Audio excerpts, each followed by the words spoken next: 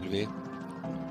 Og þetta frískalli og fyrsta markið og að sjálfsögðu það Patrik Pedersen sem að brýtur ísinn hér fyrir valsarna. Frábært horn, nýtmiða skalli og Vihar Pedersen fær að hljóma í stúkunni hér eftir örskamastund.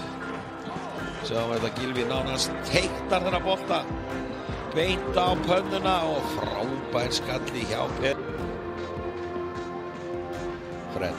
framar að launin marki hér á loka mínútu. Vennilegst leiktíma Fred með sendinguna inn á tegi dauðafæri og þetta er mark.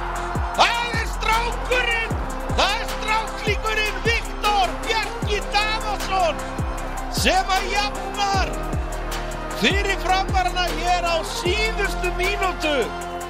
Venjulegs leiktíma